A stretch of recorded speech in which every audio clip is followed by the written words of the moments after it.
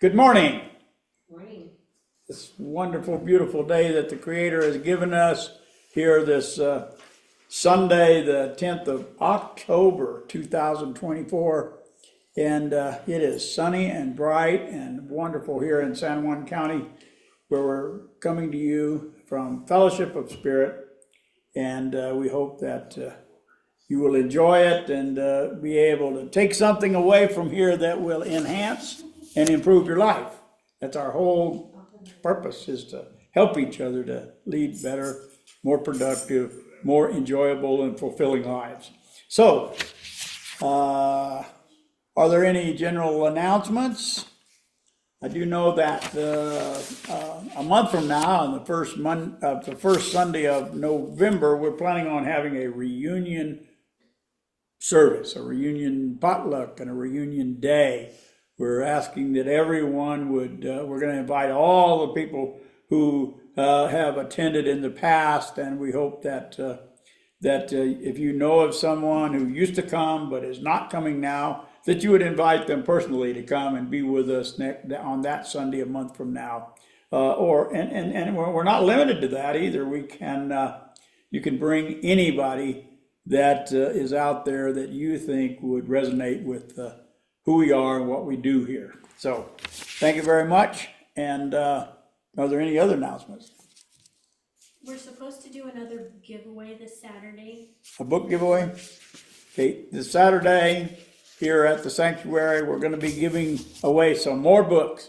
We still have about in excess of 100 books to give away. We've given away already about 300 or 400, but we are still have some to give away. So come by and pick something up. There's no charge. Just if you see something, you can haul it away. So, okay. So Shay, are you ready with our prelude? Yeah. Nancy, could you close those doors, please?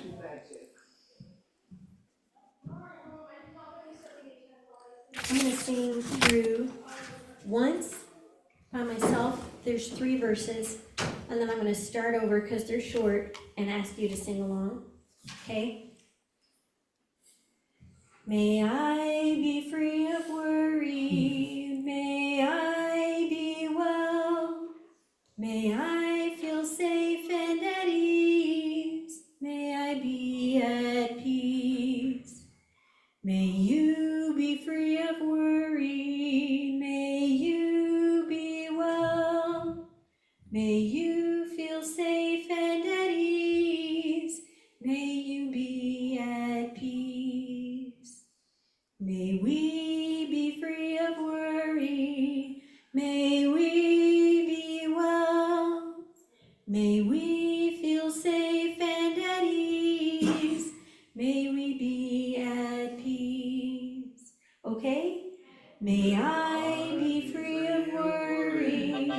May I be well. May I feel safe and at ease. May I be at peace. May you be free of worry. May you be well. May you feel safe and at ease. May you be at peace. May we be free of worry. May we be well. May we feel safe and at ease. May we be at peace. All right. Thank you, Shay. Yeah. Keep in mind, if you're not happy, you're not doing it right. So, whatever it is. That's our purpose, and our goal is to be happy. Okay, so Susan, if you would pray for us, we would appreciate it. Yeah, good morning on this beautiful day. So what we want to do is let all thoughts leave our mind, all worries, close our eyes, and feel that divine spirit entering in through that crown chakra. Breathe it in and feel it filling your whole body. Creator, Mother, Father, God, we give thanks for this day, for all the wonderful opportunities that are coming our way, for all the blessings that we have experienced in the past week, all the blessings that we are going to experience in the coming week. We give thanks for the opportunity to be a light to others, to share all the things that we learn here in this fellowship, uniting one with the other. We give thanks for our health, for healing, not only for ourselves, but for all of our families, for our loved ones, for those who are far from us. We give thanks this day for all the opportunities that we have been given and to become better lights for your love, for your kindness, for your compassion. For these things we truly give thanks. Namaste. Thank you, Susan. Hey, another song, is this right? Yes. Let's Be Unity. I thought that said risky, but it's not. It says unity.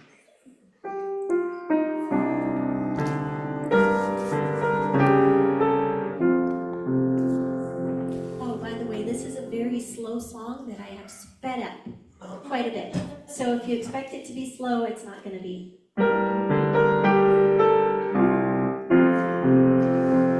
Let there be unity in all the world today.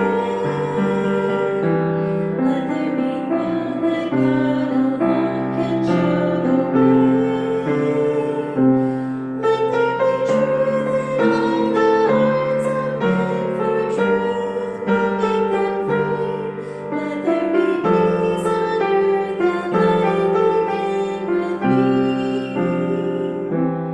Let there be unity in all the world today.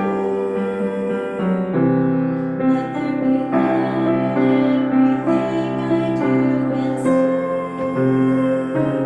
Yes, let there be unity. Let it last through eternity, and let there be unity in me. Let there be unity in all the world today. Let it be known that God alone can show the way.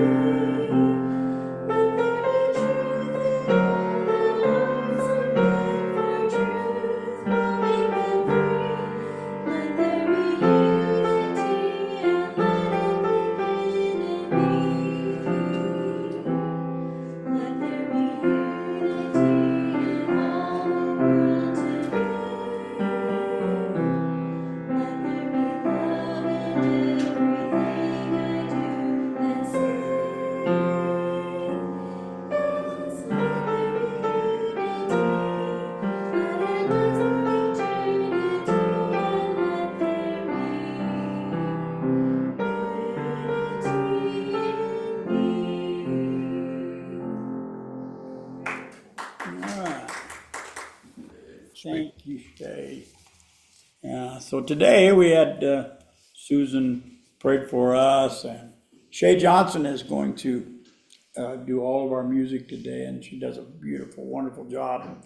I'm going to do the spiritual reading, and Mark Wolf is going to give us our message. And so it's going to be a full day here in the next hour or so. The program is full, and they're all excellent presenters, and we're going to do well. Okay, so would you join with me in our reflection moment? Love produces a flow of energy that I now feel. I love others more than ever, and I feel privileged to be here.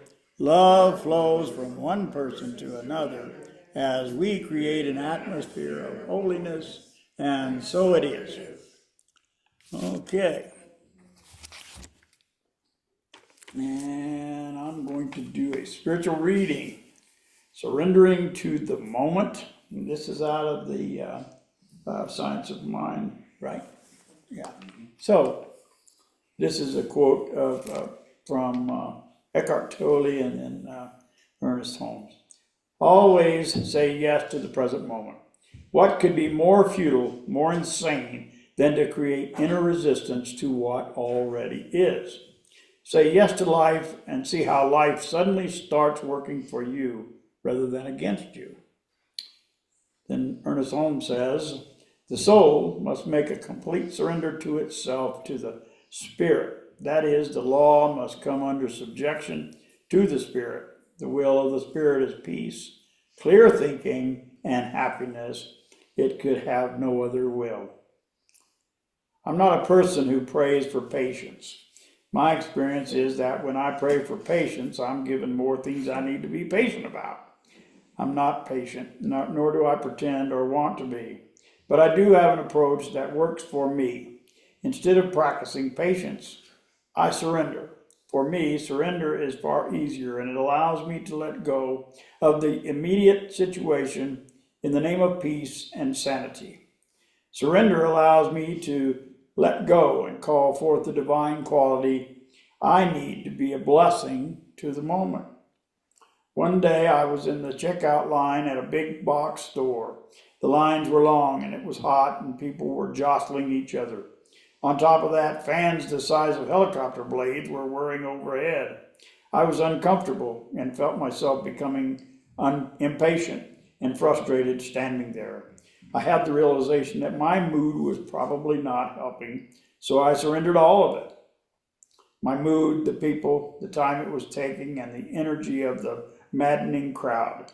I felt peace settle over me, and then I had a further thought. What if all these people were members of my congregation? Would I still be treating them with these moody thoughts? Of course not. I'd love them and have far more tolerance for them and for myself. I let myself relax into this thought, and began loving these people like I did my spiritual community. Suddenly, the line began moving faster, and people were smiling at me, and I got through the line in peace. Good reading, good reading. I have to thank Kate for finding that for me. That was really good. Thank you. Okay. Now, Song 162 in the Brown Book. I dare believe that God is good.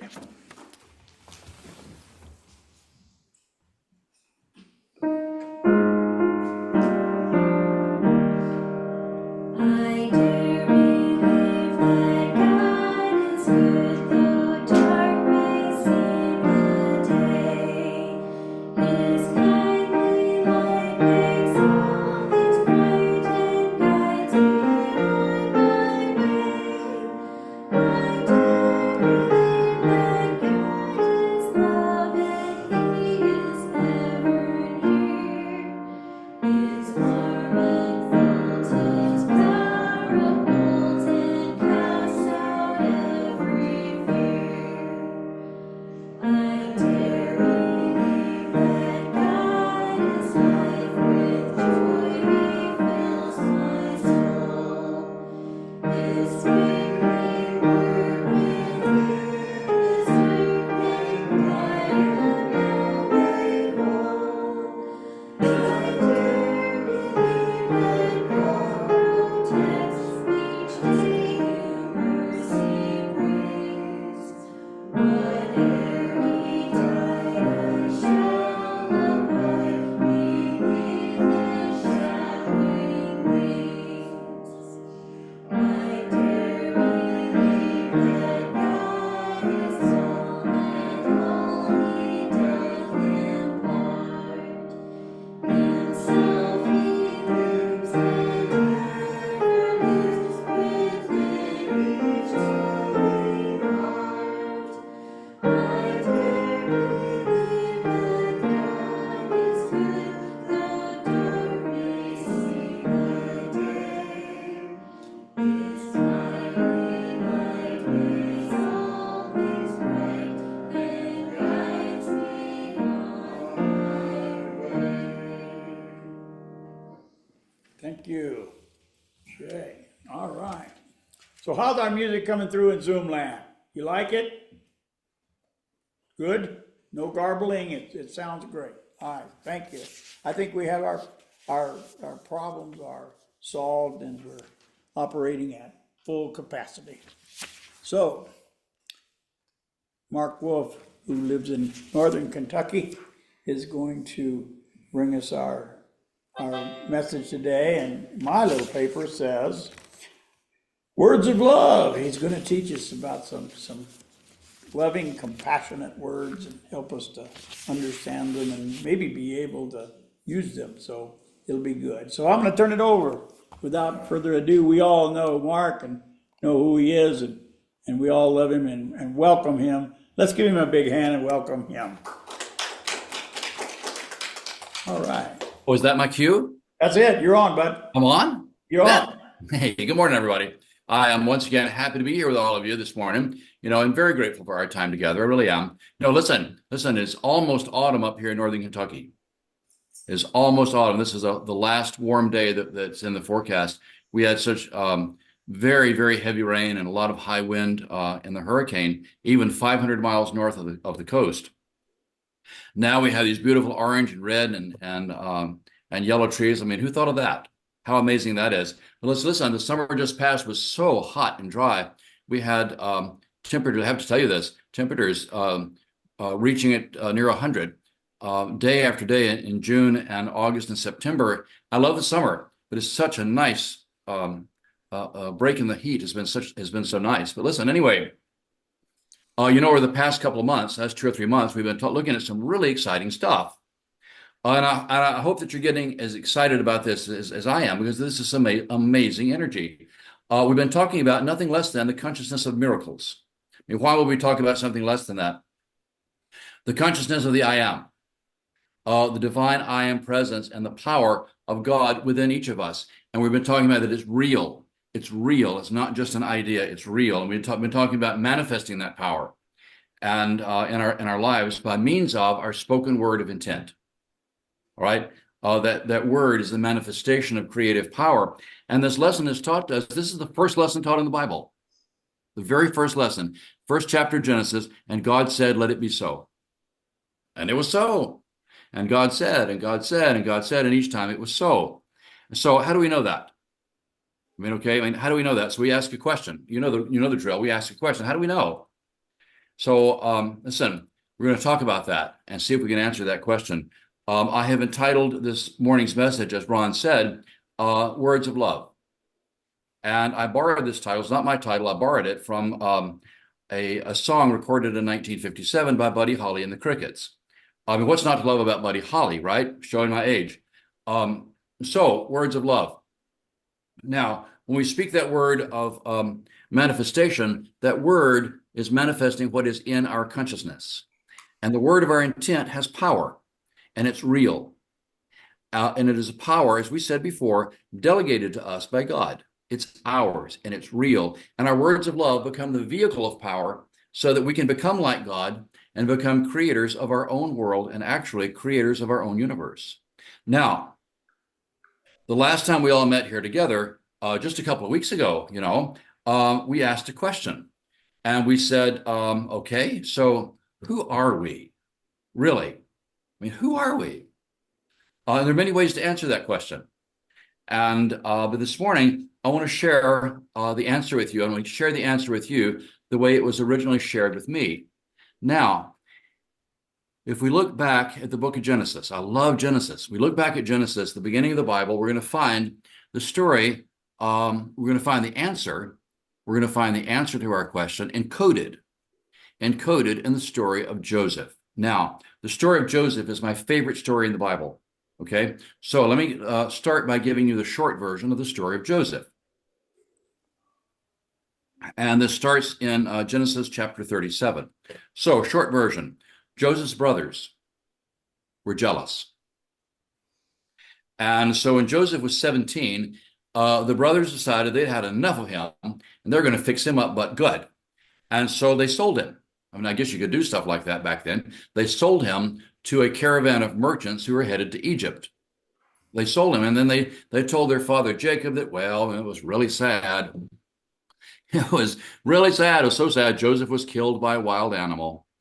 And meanwhile, Joseph has been sold as a slave in Egypt. Now, in spite of all the bad things that had happened to Joseph, he had a fairly comfortable life.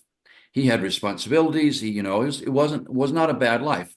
But then Joseph was accused of a sexual crime that he did not commit. And even though he was perfectly innocent, he was thrown in the dungeon and pretty much forgotten for a very long time. Then 13 years went by, and Pharaoh, who was the king of Egypt, had a dream and needed someone to interpret this dream. And then one of Pharaoh's servants says, "Hey, I met this guy in prison, and he knows how to interpret dreams." And so they sent for Joseph. And sure enough, Joseph knows how to interpret Pharaoh's dream. Now, I love the story of Joseph. I love the story of Joseph. And so now Joseph is 30. He's 30 years old. And in Genesis chapter 41, Pharaoh says to Joseph, "You shall be in charge of my house, and my people shall be ruled according to your word. I have set you over all the land of Egypt. Only with regard to the throne will I be greater than you, because I'm still Pharaoh. But without your permission, no person will be allowed to lift a hand or foot in all of Egypt." Now, there's a lot more to the story of Joseph. It is really a very beautiful climax to the book of Genesis, but we're going to leave the story of Joseph for now and return to our original question. Who are we, really? Well, short answer, we are Joseph. All right? We are Joseph. Because we came down into a dark world and a dark physical world. And in the Bible, Egypt is always a symbol of the physical world. And in the physical world, we become slaves to our ego. And what does that mean? Well, it means that the random circumstances in our lives seem to be in charge. The appearances, we can talk about this, the appearances, the conditions, the circumstances that we see around us every day seem to tell us what to do, and they seem to direct our lives. We don't really seem to have any control over it. It's also random, it's random, and it's crazy roller coaster ride. And it's like, okay, the best you can hope for is just hang on and hope for the best, and that was Joseph. That was Joseph, sold as a slave in Egypt, hang on and hope for the best, and Joseph's thinking, okay, this morning I was my father's favorite. Now I'm a slave in Egypt. What just happened? I said, well, hang on and hope for the best.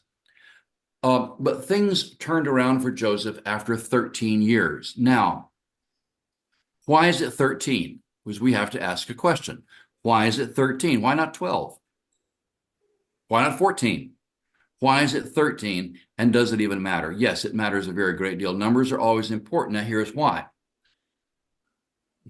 In Hebrew, the number 13 hides a secret, all right? In Hebrew, the secret of the number 13 is unity. When you get to 13, you become one. Now, how do we figure that? Well, because in Hebrew, the word for one is echad. It's a beautiful Hebrew word. You get your throat into it, echad. And you spell it aleph, echet, dolet, echad. It means one. But Hebrew letters are also Hebrew numerals. And so we look at that and we find that aleph is 1, chet is 8, and dalet is 4. So you get 1 plus 8 plus 4, you get 13. And so when you see the number 13, the secret there, the thing it's trying to tell you is saying 13. Okay, and you're supposed to say, unity. Okay, 1. That's the secret. And so, in other words, when we really, finally, deeply realize our unity with God, I mean, it's not just an idea, not just pretty words, not just a thing on a poster that, you look at occasionally. It's real. It's real, and we really get it. We really get it. The I am, and what else would I be? And what else could I be? And you get it, you say, well, all there is God. All there is the I am. And I am the I am. And suddenly it just makes sense, and you just get it. There's one with God, one with power, one with love, one with the I am. And it's like, and then it's like Pharaoh said to Joseph, only with regard to the throne will I be greater than you, because I am, after all, still Pharaoh. Now, in the story, Pharaoh is a symbol. In this story, Pharaoh is a symbol for God in our lives. In other words, we can be one with God, one with the I am, the power of the I am, but God is still God. And God still sits on the throne within our mind and within our heart. God is still God. That doesn't change. But in the story, without Joseph's permission, no one could lift a hand or a foot in all of Egypt. Okay? Well, how amazing is that? But what does it mean? Well, simple. We are Joseph. We are Joseph. And when the story refers to the people of Egypt, listen, what it really means is the conditions and the circumstances and the appearances and the stuff in our lives. They begin to respond, okay? They begin to respond to our word because we are given authority over them. We are given authority over them through the power of the I am. See, we're not here on earth to be slaves to the stuff in our lives. We're not here on earth to be slaves to our ego, right? We're here to become like God by taking authority, the authority that was given to us, taking authority over the situations and the conditions and the stuff that we see through the word of love. Now, the appearances and the circumstances and the conditions, the stuff that we're faced with every day, right? The bank balance, the diagnosis, the whatever. I don't think there's really any limit to this power. We're given authority over all of it, okay? Just like Pharaoh gave all authority to Joseph. Nobody moves without your permission, all right? Nobody moves until you say move. And on the flip side, if you're old enough to know what that means, on the flip side, when you say jump, they jump. You say go, they go. You say come here, they come here, because you have the authority. Now, that's amazing. It really is. Seriously. This idea is also talked about in a very sweet, beautiful story about the rabbi from Nazareth. You know, we talk about the rabbi from Nazareth. We enjoy those stories. They're beautiful. And we find this story in the Gospels of Matthew and Luke and John. Although John tells the story very differently from the other two. But anyway, we look in Matthew chapter 8. You find the story. It's so sweet. I'll tell it to you. The rabbi had come into the city of Capernaum, and a Roman centurion came to him asking for his help. Now, what is a centurion? A centurion is a Roman officer in charge of 100 soldiers. And the centurion says, "My lord, my boy is at home, sick in bed, in great pain, and paralyzed." And the rabbi says, "Okay, I'll go with you, and I will heal him." And the centurion says, "No, my lord, no. I'm not worthy that you should come under my roof. Only speak the word. Just speak the word, and my boy will be healed." And the centurion says, "I'm a man of authority. I say to this soldier, go, and he goes. And I say to this one, come here, and he comes here. And I say to this other one, do this, and he does it." Okay? Just speak the word the same way I do.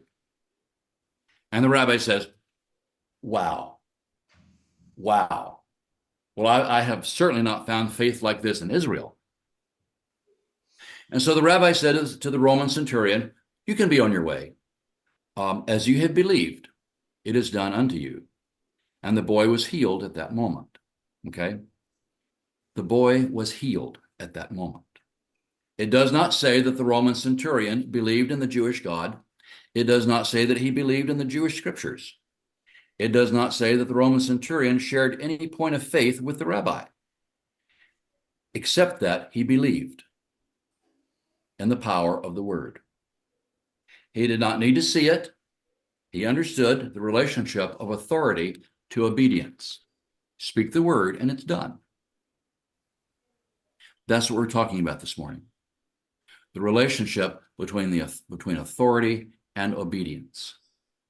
So the things, the conditions, the circumstances, all that stuff out there, all right? When it is obedient to the word of power. It is obedient to the word of love. When spoken with the divine authority of love, the divine authority of the I am that is within us, that is us. The same authority that was delegated to Joseph. God is still God. That doesn't change. On the throne, in our hearts and minds, and God is forever. And God has delegated this divine authority to us today over all the temporary appearances and conditions and circumstances in our world. How? Through the power of God within us, manifested as the word of love. Now, the beautiful thing, listen, this is interesting. The beautiful thing about the story of the Roman centurion and the rabbi, the amazing thing about that, okay, this story is actually a commentary. Yeah, it's actually a commentary on a passage in the book of Isaiah. It's a very beautiful and very poetic short passage from the book of Isaiah. Now I'm going to read it to you. We're going to read it out of the King James Bible because it's just so beautiful. And this is Isaiah chapter 55. It says, "For as the rain cometh down, and the snow from heaven, and returneth not thither, but watereth the earth, and maketh it bring forth and bud, so that it may give seed to the farmer and bread to the eater, so shall my word be that goeth forth out of my mouth. It shall not return unto me empty, but it shall accomplish the thing that pleases me, and it shall prosper in the thing to which I sent it." Now, this is stunning. Okay, this is stunning. It is saying that the rain and the snow water the ground and bring forth fruit just by their nature. That's just what they do. Their nature is to water the ground. In other words, that they cannot simply say, "Yeah, we're not going to water the ground today. We're on strike. We're not going to do that. We're done with that." It's not like that. It is their very nature, and they have no choice. Same way, my word of love from the I am has the same nature, according to Isaiah. In other words, the rain has to water the ground because it has no choice.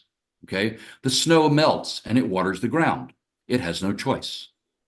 And our word, listen, our word with intent, our word with love has to accomplish the thing for which we sent it forth. Okay? That's its nature. It has no choice. It has no choice when we believe. It has to prosper. It has to succeed in its work because that's its nature. According to Isaiah, it has no choice. Just like Pharaoh gave to Joseph command over the people of Egypt, not over the throne, as we said, because that's the place from which the power comes, but over all the people, so that neither a hand nor a foot could be lifted without Joseph's command. And we are Joseph, right? And the command of Joseph comes from the I am that we really are. So we have looked at some truly amazing lessons so far. We learned about Joseph, who is symbolic of our soul coming into the darkness of the physical world, becomes a slave to the ego. And yet in that soul, we really get it. We really get it. I am the I am. Well, of course I am. What? Of course, I get it, you know. And that soul has the power of the I am. The power delegated by God on the throne, so that we may become like God, creators of our own world, creators of our own universe. responsible for our own happiness. And then we learn about the faith of the Roman centurion. The centurion, once again, he did not believe in the Hebrew scriptures. He did not believe in the Jewish God. He did not believe in the Jewish temple, but he did believe in the authority of the word. And that's all that mattered. The word of the rabbi, which was the word of love. And it was done for him as he believed. Then we saw how the conversation between the centurion and the rabbi was actually a commentary on a passage in Isaiah, chapter 55, that our word of intent, all right, the word of power, indeed, as we say this morning, the words of love, must accomplish the thing, must accomplish the purpose, which that it was sent for. It must accomplish because that is its nature. The word has no choice. We have the choice, which is to believe or not. Now, I want to ask a question this morning. Shift gears just a little bit. I want to ask a question. It's a hard question. All right. Listen, there are people out there who completely reject the Bible because of this very question. We're going to ask it. It's a hard question. So here it is. If the Bible is really the Word of God, in other words, that it is really a divinely inspired holy book, more or less written by God or dictated by God or something like that, then why does the Bible place the earth at the center of the universe? Why? Okay. Why does the Bible indicate that the earth is the center and the sun and the planets and the stars move around the earth? Okay. Because we know that's not true. All right. The earth moves around the sun, and we've known that since the 15th century. I mean, we've known this for 600 years. Okay. So why does this supposedly divine book written by the creator and all of this, why does it paint a picture for us that is so completely and utterly wrong? Well, who wants to know the answer? I do. Yeah. Yeah. Oh, yeah. I'm getting a yes. Okay, let me Yeah, try. several of them. Okay, listen, here's the thing. The Bible is not a science book. Okay, we know that. And it does not say that the earth is the center of the universe. It never says that. But we may infer that from the creation story in Genesis, as well as from the story in Joshua chapter 10. It doesn't say it explicitly, but we can infer it. But it is not a science book. It is a book of spiritual teachings. Most of those spiritual teachings are hidden. It was not trying to tell us that the physical earth, the planet Earth, is the center of the cosmos. That's not what it means. Because where the earth is in relationship to the sun and the stars is of no interest to the writers in the Bible. They don't care. That is not their intent. Okay? That's not saying that the earth is the center of the cosmos. It is saying instead that the I am is the power center of my universe. It is saying that the I am is the center of power within my universe. It is the center of power, the place from which power flows from in my world. Okay? That's what it means. The I am. Okay, the I am, the power of God. The power of God flowing through me. Okay, the power of love coming forth from me through my word of intent to accomplish the thing for which I sent it. Okay, that is the center of my universe. And that's what it's trying to tell us. Because that's the center of my universe as I create my world according to my word of intent, my word of love, when I choose to believe. Just like Joseph was the center of power in Egypt. It didn't matter where Joseph was. He moved all over Egypt. We go where he wanted to. The power of Egypt was centered in Joseph. And the I am remains the center of power in my world, regardless of where I am. So where's the power? Where is it? Where is it? It's exactly where I am. And I am the center of my universe. I am the center of my world. So I believe that the wise ones of ancient times really actually placed the earth at the center, kind of metaphorically, in order to teach us this, because it's a very important lesson. And like everything else, we're not supposed to take it literally. They're writing this stuff, oh, they'll never take it literally. Yeah. Anyway, that's the important lesson. The I am is the center of who we are. It is the center of our power, and we are the center of our universe.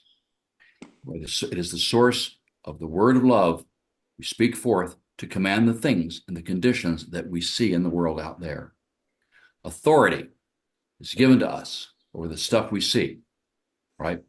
No longer symbolically slaves in Egypt, but rulers, okay? Rulers of our world, rulers of our universe.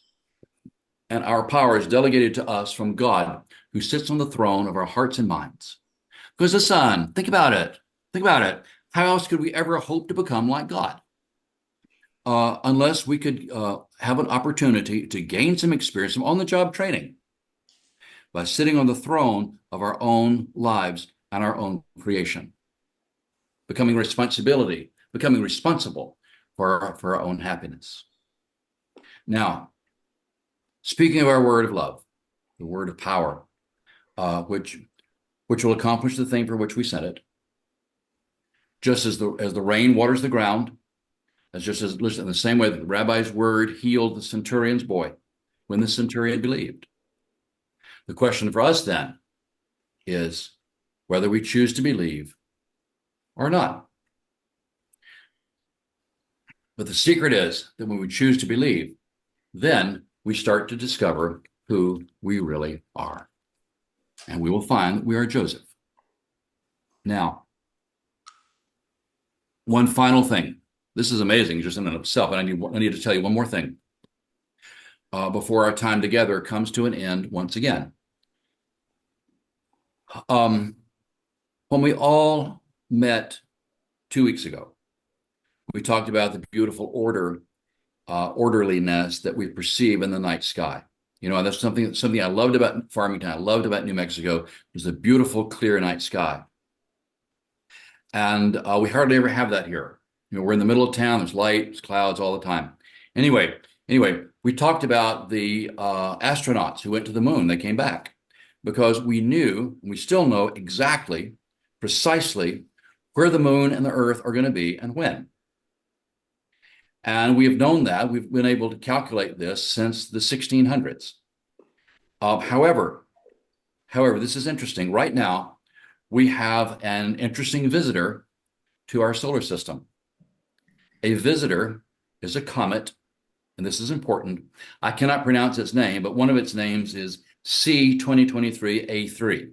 Okay, you can Google this, and you get the astronomical information about it on Google or through reputable websites like space.com. C, the letter C for comet, 2023A3. It'll be visible from the end of September through October. Now, the crazy thing about this is that this comet is actually talked about in the Zohar, a Kabbalistic commentary on the Bible from the 2nd century. It's talked about. But spiritually, the comet is a messenger. This is what I need to tell you. It is a messenger of a new level of possibility. This is important. A new level of connection to the power of the I am. That is now possible. That energy is being made available to us if we want it. The consciousness that the comet heralds is the ability to break free from the slavery to the ego, break free from those old habits, old limitations, through the power of the I am that is within us. It is now easier than ever before, okay? Because the universe right now is giving us a little extra help, and that little extra help is being heralded or announced by this comet. So, use your word of love.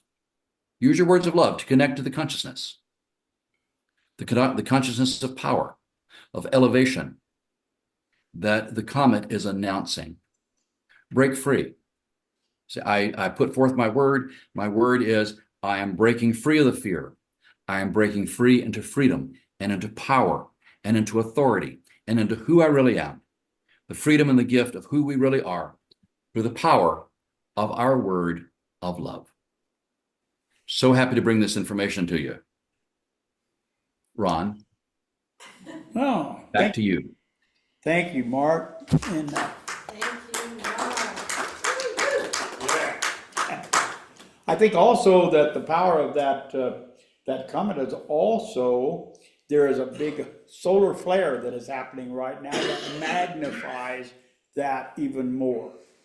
So we are under unprecedented, at least in our lifetime, Yes. our memory, universal energies that we've not been exposed to before. So, Ever. as far as we know. So Yeah, I was reading the other day that the Earth is in the middle of 4 gas planets that are aligned in a square, and we're right in the middle.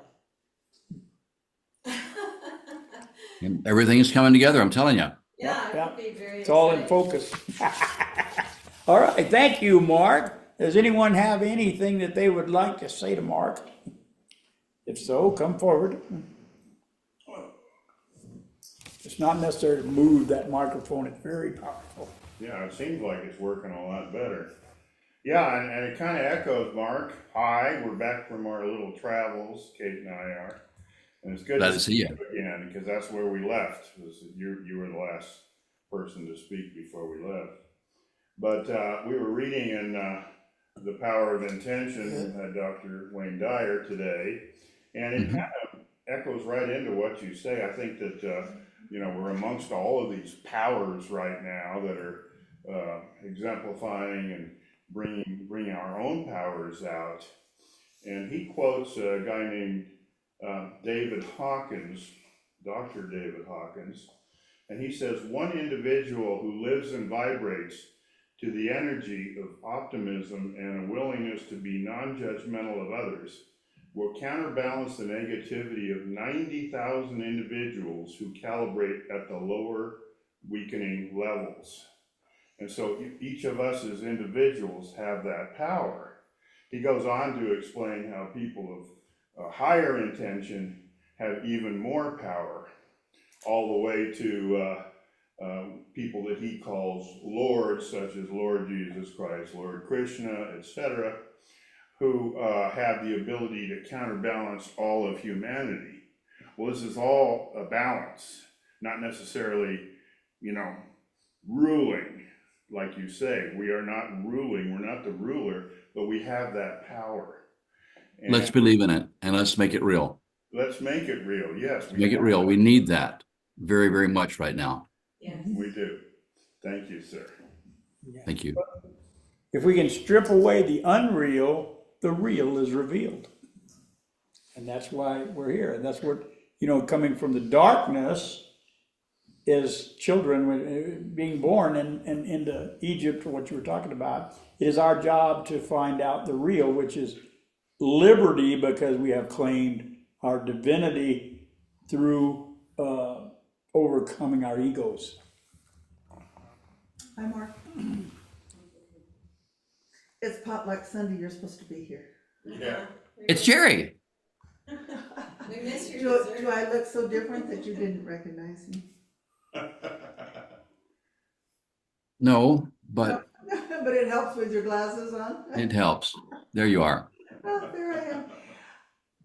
The one thing that I took from this whole time, and I love the whole talk, but the one thing that I took from it, as I believe, so it is. And as long as I believe that it is with love, it can be. But I have to eliminate the doubt or the fact that somebody else is in control of it, or, I just have to know that I can believe that it's true, that it is with love, and that my positivity can share with the rest of the world without doubt. Because so many times I always throw that doubt in there, but what if? So if I can just remember, like you said, that I believe, just like the centurion believed that Jesus would, I believe And that's the most important thing. Thank you. Thank you. My teacher called it certainty beyond logic. And that's what I have to know in my own head. Yes. Because the logic will tell you, oh, no, you can't do that. I mean, it doesn't make any sense. I said, no, certainty beyond logic Yeah. is how my teacher phrased it. Thank you so very much. Welcome. Thank you, Jerry. And you know, love will stand in the gap when we don't have that in the moment, love's big enough to stay there for us. Indeed. Okay, We would be in sad shape, for sure, if we were just on our own power, if we didn't have the power of God and the power of each other, the power of all these things to rely on, we'd be in sad shape if we were just relying on our egos, wouldn't we? Oh, yeah. What were you gonna say, Susan? actually, I was very happy to hear both you and Mark use the F word, focus and freedom. I am that's why I'm here in Belize, freedom. And I just loved what you had to say. Thank you. And it's by the word. That's a W word. That's a W word.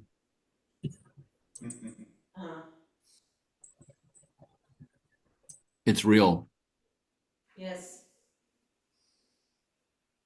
All right. Thank you, Susan. Absolutely. All right, so if there is nothing else, Mark, we appreciate you coming and giving us our messages and sharing your light and your wisdom with us on a regular basis. And we were really blessed this month because we got to see you twice. And I think the plan is that you're probably not going to have to do that this month. Is that correct? We won't see him for another month. Is that right, Jerry? Yeah, so we've got, our schedule is full, barring unforeseen consequences. All right, you get a break from me, so there you go. Yeah, no, we don't get blessed by you as much, but that just makes, when you do bless us, much more precious. So, Mark will be thank there you. to talk for our reunion Sunday. Right, and I made that announcement when you were out of the room. So, okay. Okay, so, we appreciate you, Mark. Thank you, wish you were here with us. Me too. See you later. Okay, Shay has another song for us. I Am Love, which sounds appropriate. Yeah, 178. Simple song, but very nice. I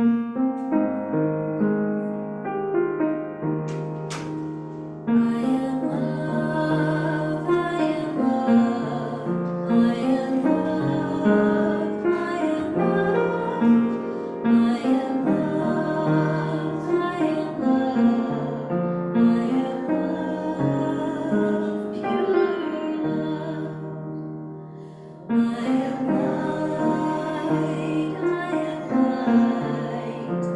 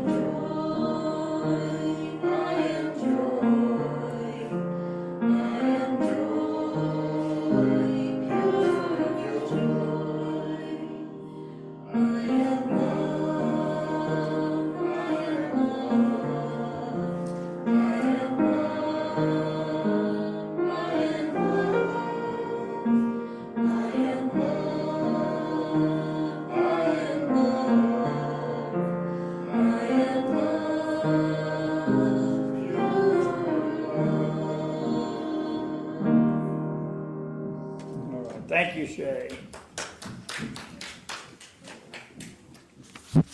Okay.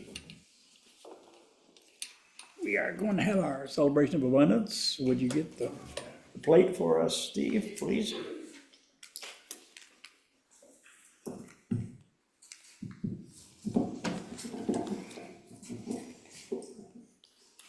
Let us put over our hearts that which we intend to contribute and repeat after me. Divine love flowing through me blesses and multiplies all that I have, all that I give, and all that I receive.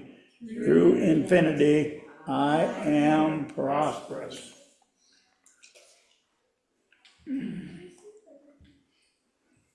So as our summer kind of winds down, I noticed that some of the trees are starting to get a little yellow around the tinges, and the heat has given us a break, and it's just really pleasant days now, and lower 80s and upper 70s, and this is a really good time of year, I think. For me it is. As I get older, I just appreciate the extremes less, and cold or hot. All right. So, children's, are you ready to come and give us a report on what you've been doing? You've been gone for a long time, and we've been missing you. And we're glad that you're here today. Okay. There you go. You don't need the microphone. It is a powerful microphone here. Okay, you got that one. When Okay. they're reading from the There you go. Yeah, there you go. That microphone, that's the one you need. Okay. Today we started working on our Halloween projects. Move a little closer, please. Today we started working on our Halloween projects. And we're going to be reading out of A Complete Miracles Course for Children. It's on. It's on. Yeah, you can hear it if you stand up closer to it. Be a rock star. it if you want. Love. Little Lamb walked through the mist of the dream and came upon a lovely pond. Two swans began to swim toward him. "Hello, little lamb," said Mr. Swan. "I would like you to meet my new wife, whom I love very much."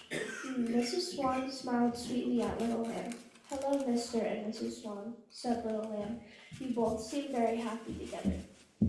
"Yes, we are happy," said the swan, "because we love each other." Little Lamb smiled at his friends and asked, "Can you tell me why you love each other?" Mr. Swan laughed and said, "That is easy. It is because my wife is so pretty." And Mrs. Swan said, "It is because he is so handsome." "Then tell me," asked Little Lamb, "if your wife were to lose her beauty and your husband were to become ugly, would you still love each other?" The swans smiled at each other and said, "Yes, we would love each other very much." "Then tell me again," asked Little Lamb, "why do you love each other?" Mr. Swan thought for a moment and said, "I know that if I need help, my wife will be there to help me, and that is why I love her." Miss Swan nodded her head to agree with her husband. Little Lamb asked, "If your wife could not be there when you needed her, would you still love her?" "Yes, I would love her, even if she could not be here to help me." And Mrs. Swan smiled at her husband. "Then tell me again," asked Little Lamb, "why do you love each other?" Mr. Swan thought again and said, "She will be a good mother for our children." And Mrs. Swan said, "He will be a good father for our children." Little Lamb looked at his friends and asked, "What if you do not have any children? Will you still love each other?" The two swans looked at each other and said together, "Yes, we would still love each other very much. But tell us, Little Lamb, if we loved each other, even though we're ugly or could not help each other or could not have children, then why would we love each other so much?" "You do not love because of any reason. Love is a precious gift given by God to all his children. When we feel God's love in us and around us, we give that love to all our brothers and sisters. You have decided to feel and enjoy God's love together. Enjoy God's gift of love, sharing is the nicest part of any present. And as little lamb waved goodbye to the two swans, swam off happily in his heart, little lamb could hear God's voice, as long as my children remember the love which I give to them, then they shall always have to love, give, and share with each other. Is that it? Thank you. Wonderful, wonderful. Right in with what we were talking about. Yes. Sure, it all interweaves together, doesn't it? Yeah. Thank you, children. Okay. Well, our only announcement that I'm aware of is that we will have a reunion Sunday a month from now. Is there any other, is there some more? Yeah, well, you want to come forward, please? We have several things to ask the congregation, and we need it by a show of hands on people online and also in the sanctuary.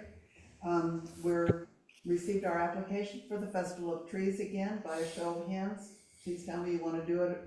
Yes? I can't hear you, I'm sorry. You want to do the Festival of Trees? Oh, yeah, I think that. Okay. Is anybody against doing it? Okay. The next thing is that we have a request for a donation by the Salvation Army to help with their Thanksgiving dinner. Do we want to donate money towards that? By a show of hands, yes? How much? That's the other question. How much do we want to donate? And I will tell you one thing, we're a little bit tight, so we may have to take up an extra collection for this. But we can do that. I'm for doing extra collection, and I have money specifically for that I can give. You're up for doing an extra collection for that? Okay, we will take up a collection next week, and what is collected on that, we will determine at that point if fellowship wants to add to it or not, okay? So we'll do that next weekend. The next one is Christine and Rob have moved into a rental house over in the Camino del Sol area. And there's a couple of things that need to be fixed on this house that is above and beyond the landlord's capabilities at this point. One thing is a step. There is a deep step going into the house, which is too hard for both of them to manage. And so somebody put one block there, which limits how wide of a space they can step onto. I would like to have some volunteers that we can go there and put a series of blocks down for them to step onto for safety. There's also a bench out front that has two boards, and then in the front is missing a board, and that needs a padding of some kind for them to sit on the front porch, because they both smoke, but they've decided they will not smoke inside the house, so they sit outside on this bench to smoke. So I would like to fix the bench so that they can sit outside comfortably. And so with a show of hands, who can help me, and we can decide at some point to do this for them? Thank you, Steve. I guess that's it, it's you and me. Anyway, it's not an expensive venture, but it does require some labor. And so we will take care of this for them. Christine does our constant contact that goes out every week for all of our different classes, for everything that we, for our service, for anything extra that we have, and she does not get any pay for doing this. And I think this is a very small, minor thing that we can do for them to make their house more comfortable. So we can do this. And that's it. Thank you. No. Thank you, Jerry. Okay, Brother Bill.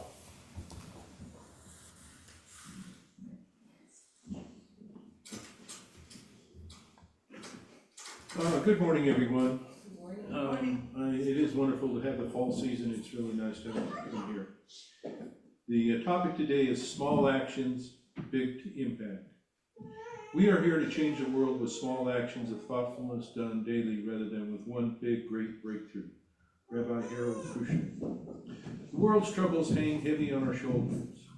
The evening news can be overwhelming glimpse into pain and suffering. How can we even begin to make a difference? Being overwhelmed can leave us paralyzed, doing nothing because it all just seems too big. All it takes is a shift in our focus to the one small thing that we can do right now. That small thing, a cup of coffee for a coworker, a hug and a word of encouragement for a loved one, a small gift to a favorite charity, can mean the world to the recipient. It also opens us up, helps us stretch, and tends to release a wellspring of even more simple, gentle, meaningful acts. I think, I know myself is true, is I have a project and I'm kind of apprehensive of getting it done. And so you kind of scurry around and you do other little side projects because you don't want to attack that big project. The best way to go about it, I found, is take a micro action. You don't try to do the whole big project, you just try to take one little slice of it and get it done. My thoughtful actions won't save the whole world, but they may make a real difference for a few people right now, and that's what truly matters. Okay, God bless and have a great weekend. Thank you, Bill. All right. Well, we wish that you were all with us to have our potluck dinner. Those of us that are here are gonna have a great time and wish that you could be with us. So we have Don and Neva and Yvette is still with us and Mark is still with us. So we hope that you'll have a great week. We're gonna gather up and sing ourselves out of here now, so. Bye, everybody. Bye-bye, Mark.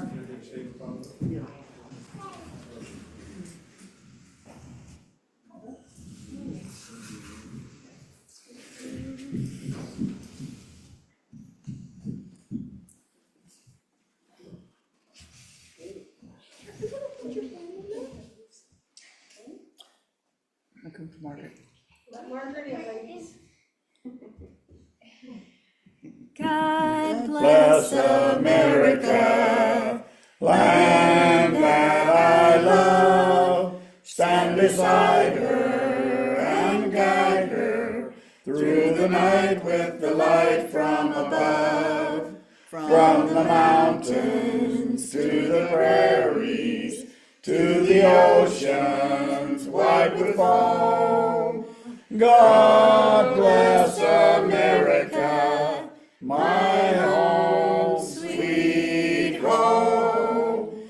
God bless America, my home, sweet home.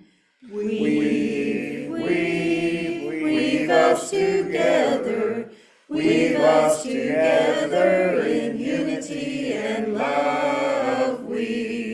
Weave us together, weave us together in unity, and yes, there is peace on earth, and yes, it begins with me. Yes, there is peace on earth, a peace that was meant to be, with God as our power, family all are we. So let us walk with each other in perfect harmony. Yes, peace begins with me. Yes, this is the moment now. With every breath I take, let this be my joyous vow, to take each moment and live each moment in peace eternally. Yes, there is peace on earth, and yes, it begins with me. May God bless you and keep you until we meet again. Amen. Amen. Good job, sister. And Good job. Yeah. for those of us gonna be singing on Reunion Sunday, if we can plan to stay 15 minutes late the next 3 weeks in preparation, we're gonna practice. And I'm going to send out a link. I don't know everybody's number, but I'm gonna send a link at least to you and to Kate and Steve.